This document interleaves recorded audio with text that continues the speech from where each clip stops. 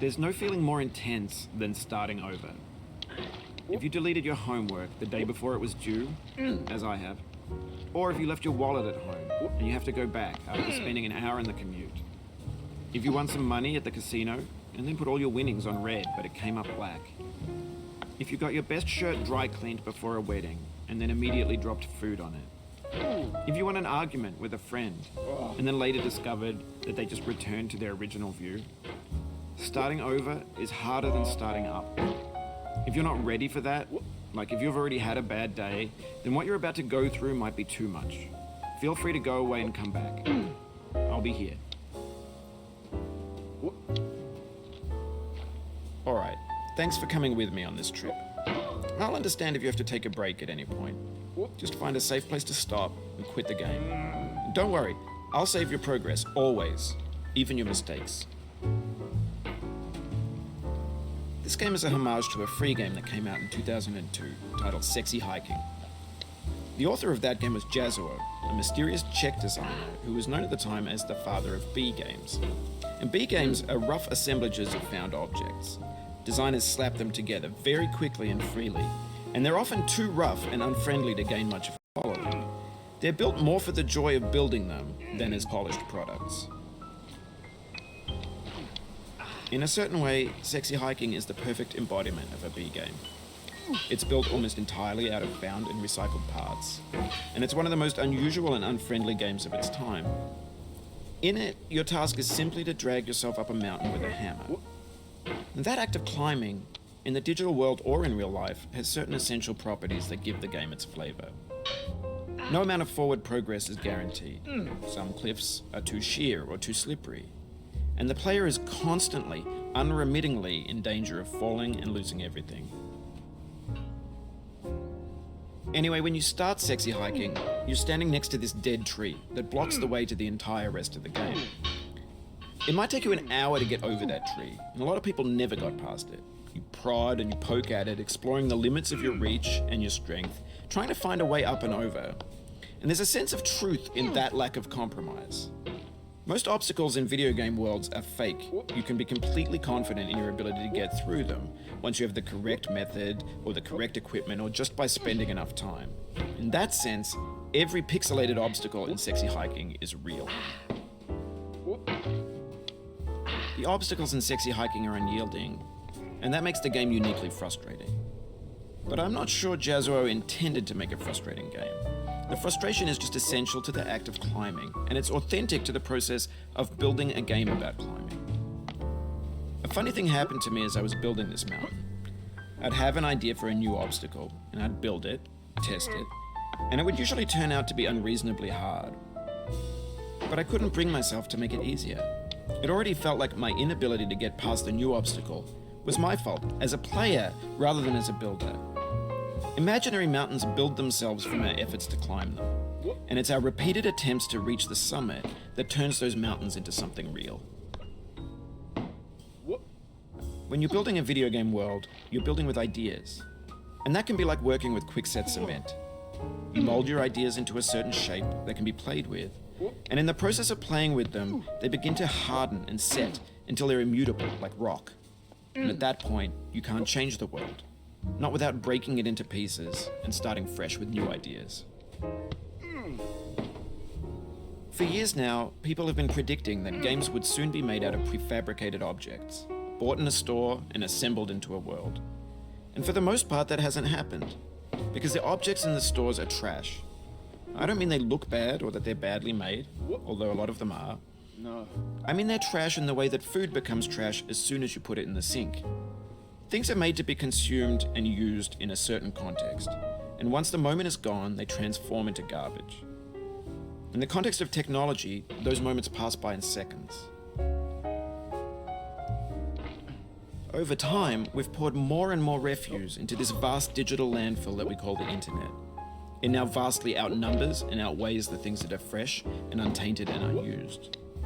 When everything around us is cultural trash, trash becomes the new medium, the lingua franca of the digital age. And you can build culture out of trash, but only trash culture. B games, B movies, B music, B philosophy.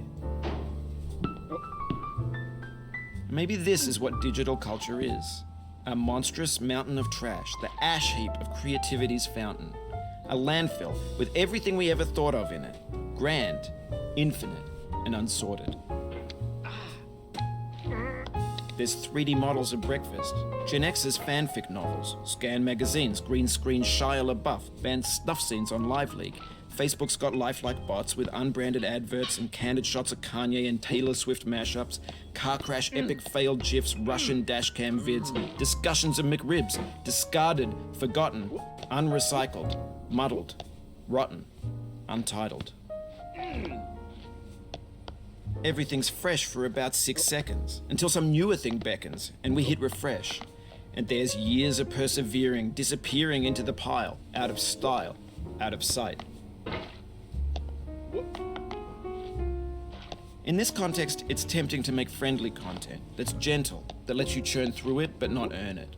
Why make something demanding if it just gets piled up in the landfill, filed in with the bland things? When games were new, they wanted a lot from you. Daunting you, taunting you, resetting and delaying you. Players played stoically. Now everyone's turned off by that. They want to burn through it quickly, a quick fix for the fickle, some tricks for the clicks of the feckless. But that's not you, you're an acrobat. You could swallow a baseball.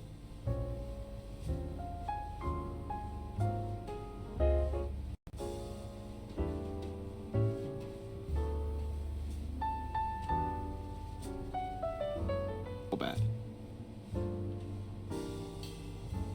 Now I know, most likely you're watching this on YouTube or Twitch, while some dude with 10 million views does it for you, like a baby bird being fed chewed up food. That's culture too. But on the off chance that you're playing this, what I'm saying is, trash is disposable, but maybe it doesn't have to be approachable. What's the feeling like? Are you stressed? I guess you don't hate it if you got this far. Feeling frustrated? It's underrated.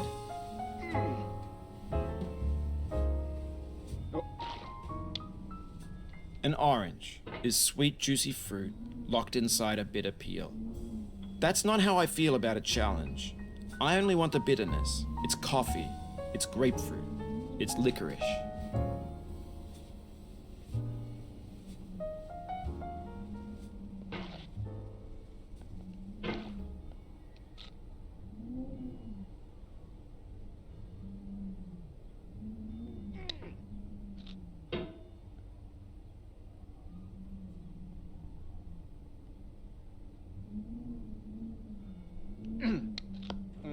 Oh, you just lost a lot of progress.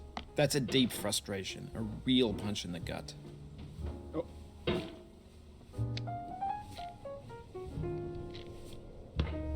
Oh.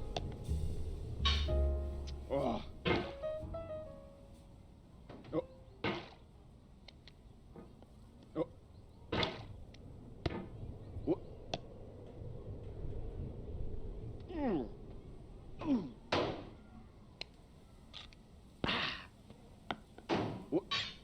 Oh. Oh. Oh no. What? What? What? What? What?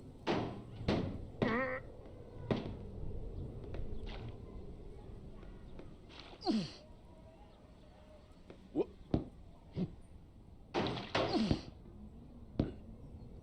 Oh.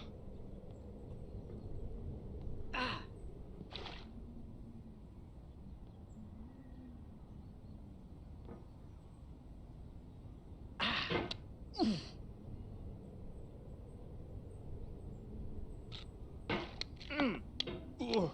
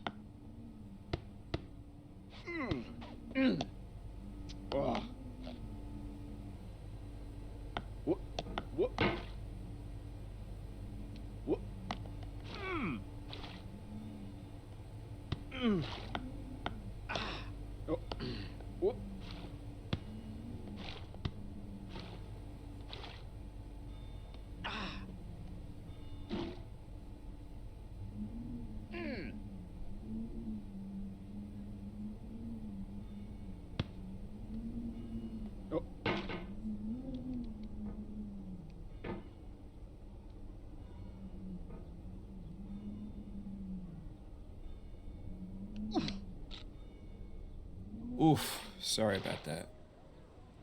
Oh. Ah.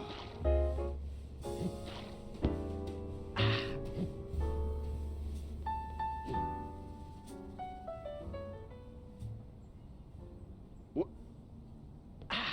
Oh, it happened again. Keep on trying. Don't let it get to you. Oh.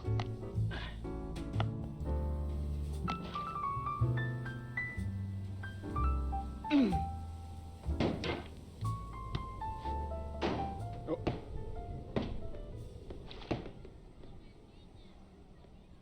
What?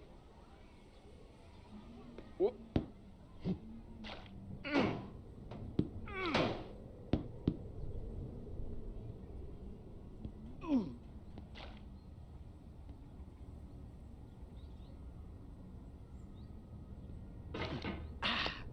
What?